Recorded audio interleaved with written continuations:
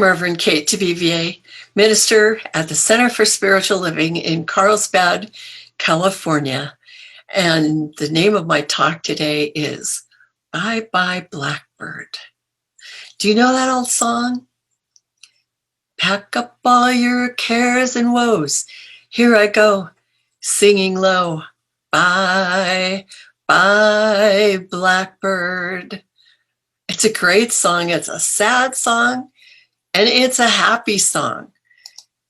It's a song that's an old jazz standard, and it's a happy song that can be played with children. I've got this little picture of Lou Rawls on Sesame Street showing kids how to take a tune and turn it into something special. It's a song that was written in America during the Roaring 20s. It's got a catchy tune that's enabled it to take on a life of its own, and it's been passed down through the generations. It's been sung by great artists, and it's been sung as just a family lullaby. It's been used in many movies.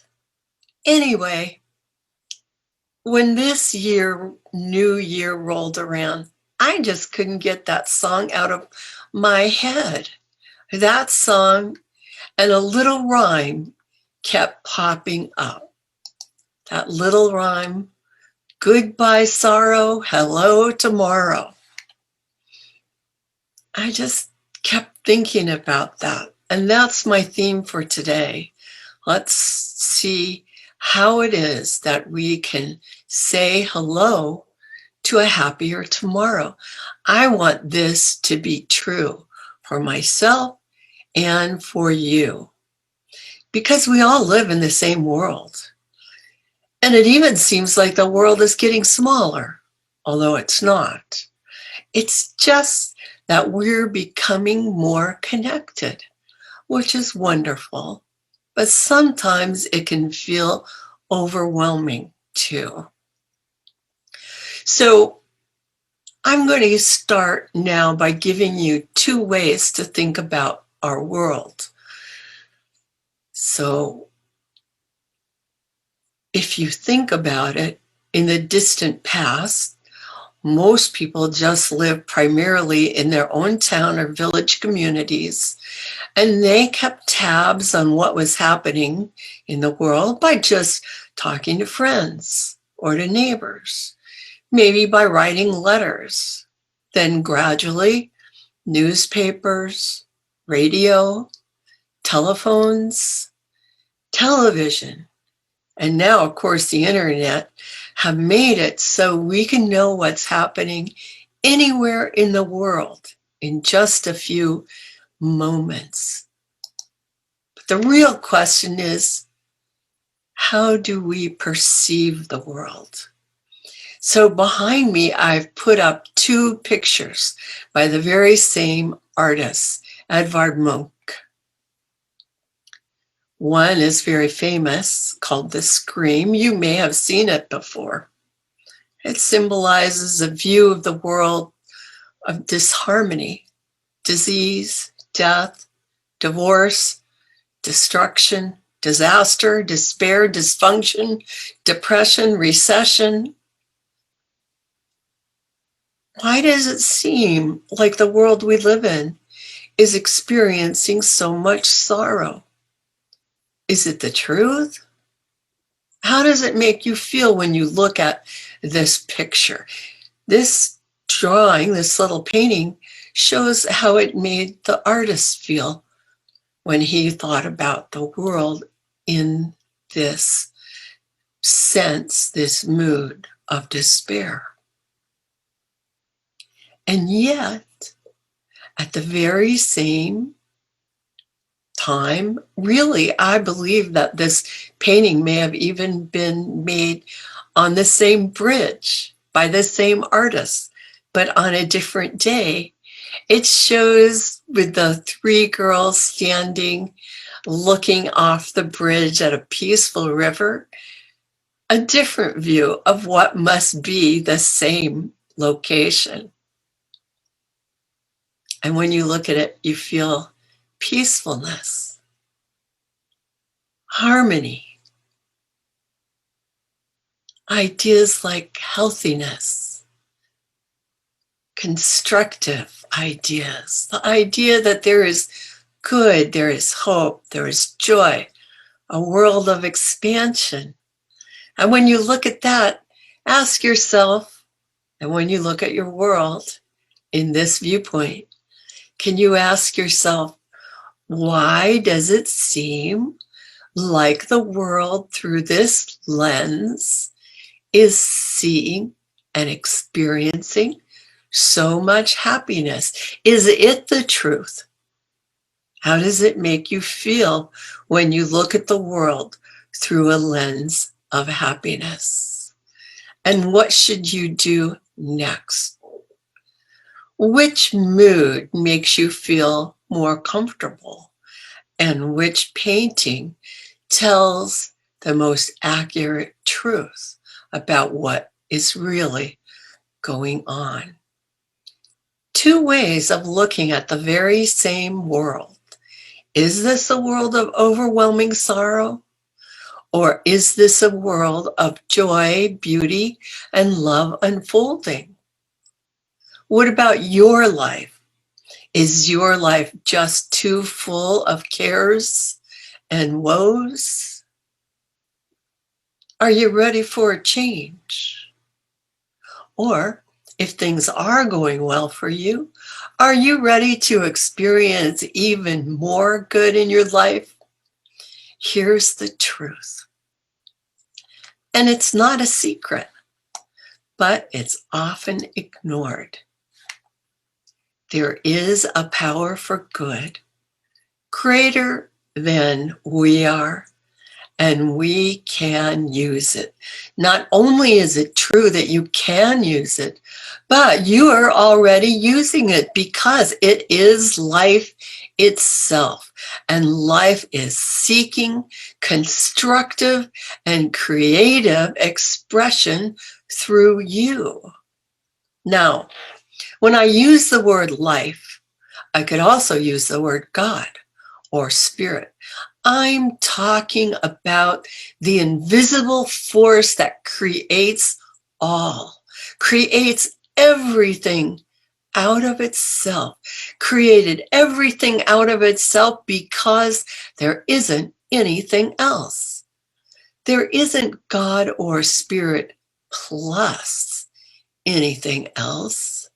Spirit, the thing itself, is all encompassing. Our material world is actually spirit made manifest, and each of us is made of the very substance of spirit. So we really can call ourselves the sons or daughters of spirit. We are actually all God's children. Even if we don't understand it fully, it has to be true. So that brings us back to something like my original question. If we are all God's children, then why are so many of us suffering? And what should we do next? Well, the answer is we should make a decision. That's the answer. Make a decision. Make a decision to fill your mind with new thoughts, and your life will become filled with new possibilities.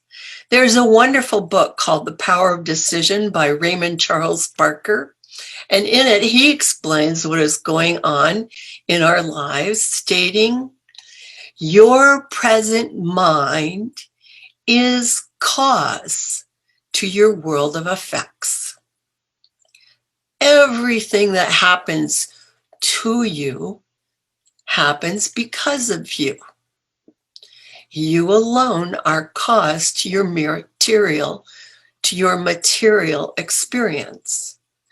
This is perhaps a very unpleasant truth, but it has to be known and accepted if a correct way is found to be happy. Already in your mind are the right ideas, seeking your right thinking, seeking your right thinking to become cause to your inner and outer happiness. You have no need to implore the deity. You have need to know yourself as a great spiritual potential of happiness. God's work in you, as you, has been completely accomplished. It is done. It awaits your recognition and your practice of its ideas. That's right. The work is already done. The work that spirit needs to do is done. Make a decision. Turn your mind away from sorrow and head out towards a happier tomorrow with a song in your heart. Pack up all my cares and woes, here I go, singing low. Bye-bye, Blackbird. Yes, pack up all my cares and woes. I make a decision to pack up old memories, all my cares and woes. I don't hate old memories. I learn from them and move on because I'm in charge now. I'm living consciously. That's the decision you need to make. The decision to move forward and live consciously. Here I go. I make a decision to step out, to change my experience.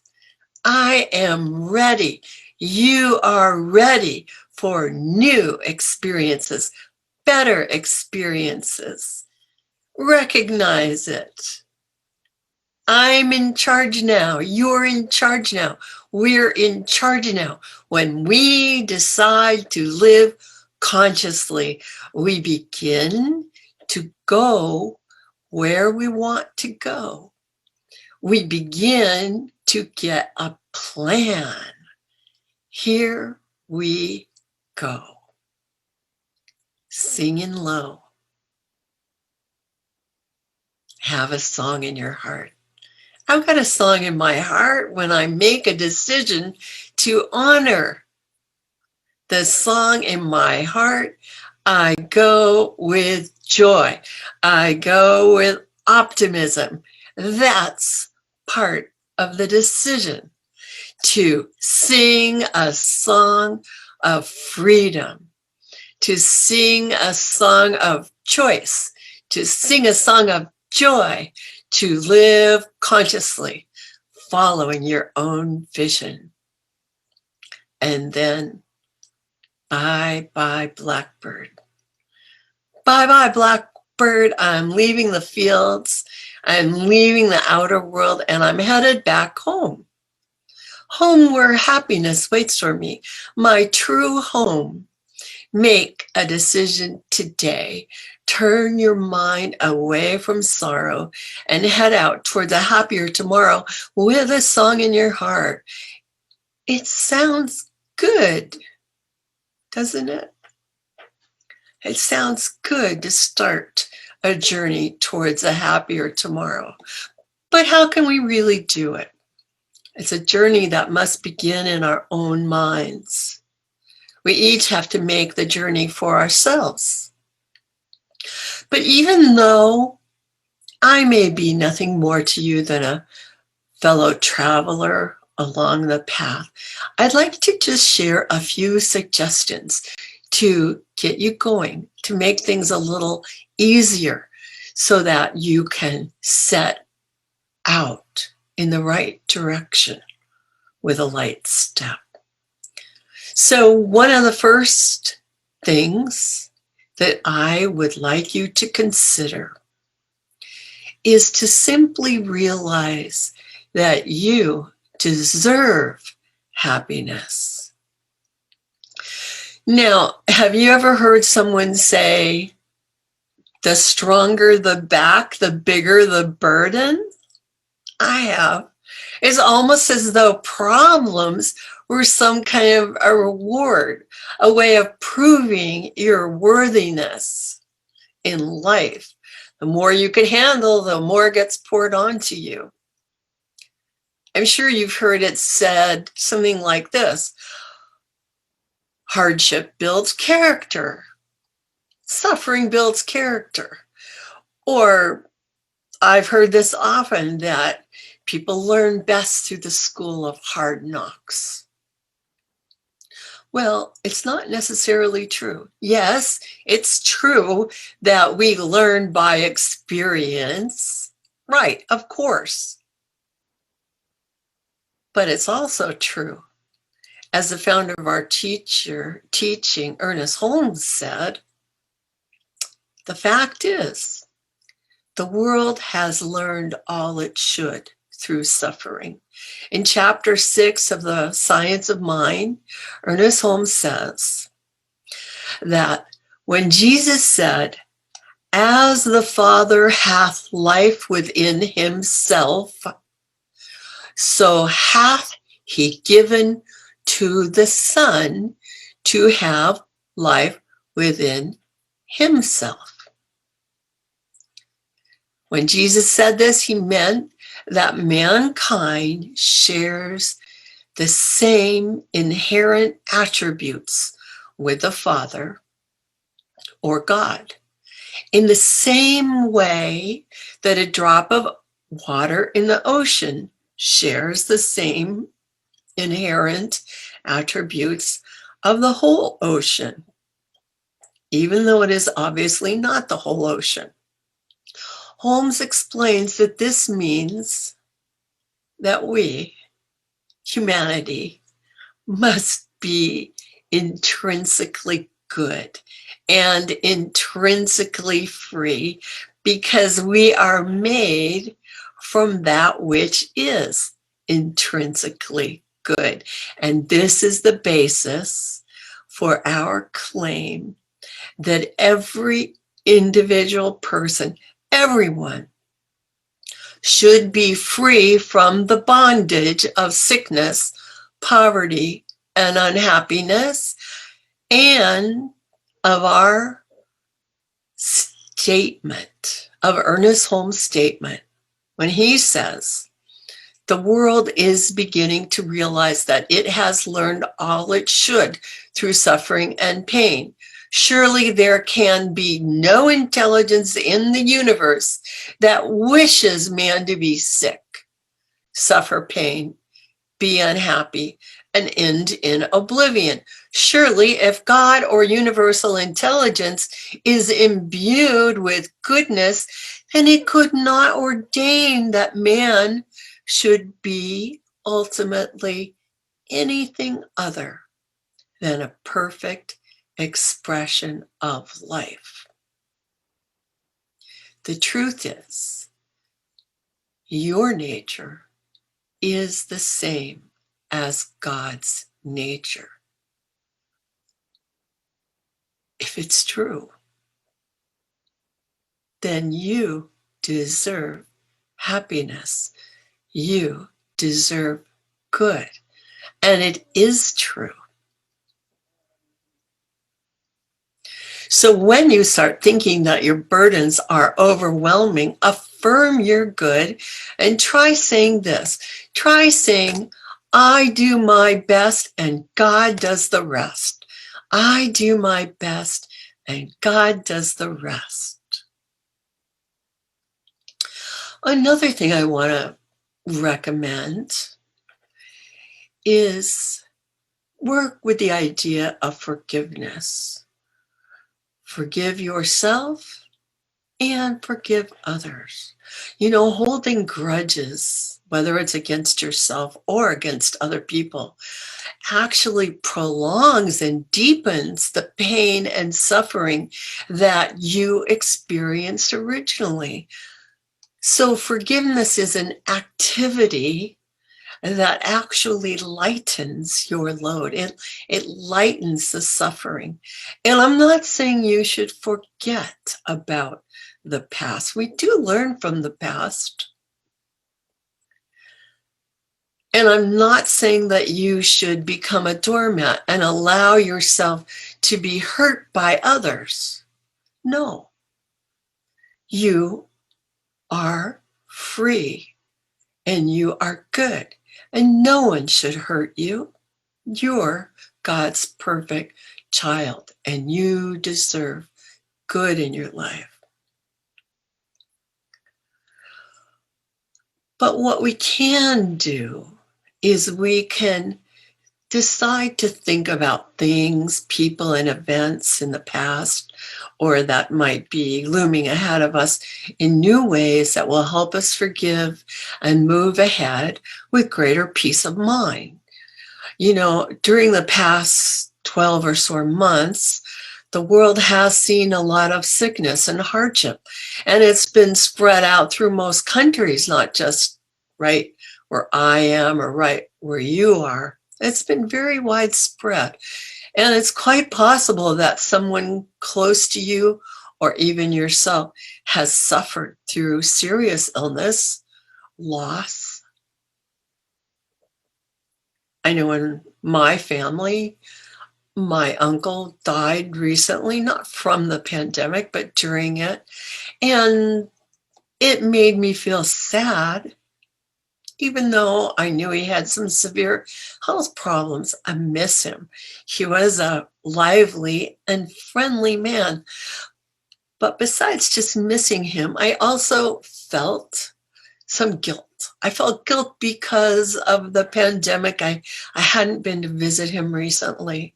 I hadn't done a few things that I might have done to make his life easier. So what I had to do actually was to think of him with love and forgive myself, because I knew that he would have forgiven me. I needed to forgive myself. Yes, I could miss him, but I didn't need to beat myself up about something that happened in the past. I needed to move forward and concentrate on the true step, the next step, which is to fill your heart with gratitude. It's easy to shift away from looking at what's wrong, from looking at past mistakes, when you move your mind into a state of gratitude. Gratitude brings peace of mind. When you begin to list the things in your life that you're grateful for. I'm grateful that I enjoyed knowing my uncle for so many years, that I had a good relationship with him. I'm grateful that he brought so much joy and friendship to so many people that he interacted with. There are all kinds of things to be grateful for. And when you move into a state of gratitude, then that song in your heart becomes a glad song. Forgive yourself now. Fill your heart with gratitude. Gratitude for what's good in the world, and gratitude for the very good that you are in the world. Forgiveness lightens the world. Next time you're feeling sad, or next time you're feeling threatened, affirm you're good and try saying this: I am always protected and surrounded by God's love. I am centered in peace and love. I am grateful for all my good. Once you recognize that happiness is not only possible, but it is your birthright, once you're able to pack up your troubles and let go of your past mistakes and mishaps, you're ready to go home.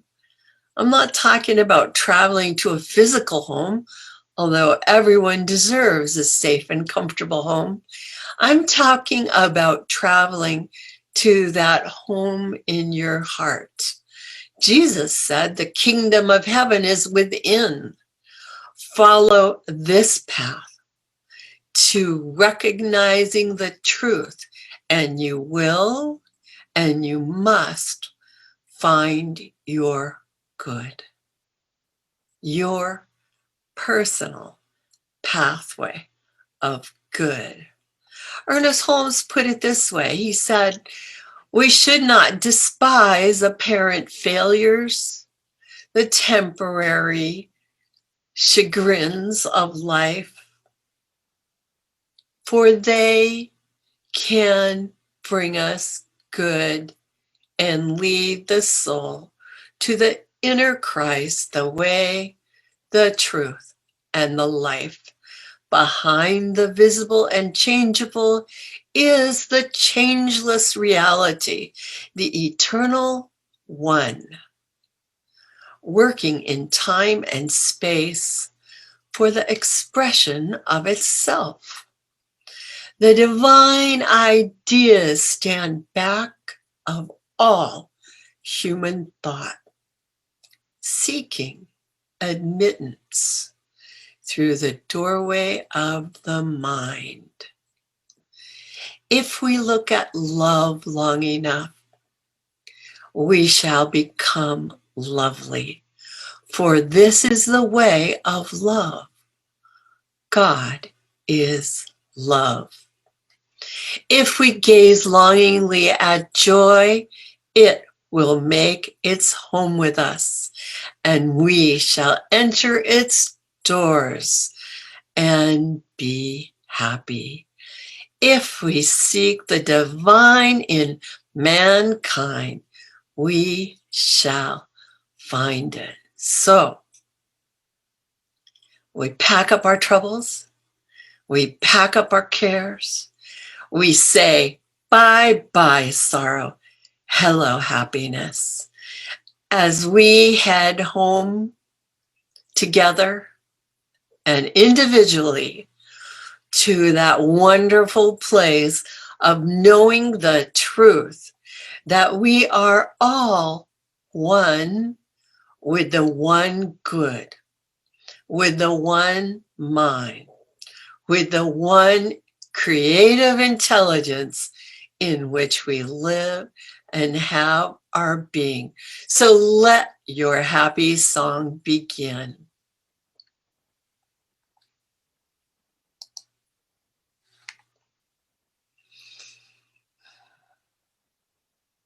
Join me in this affirmation.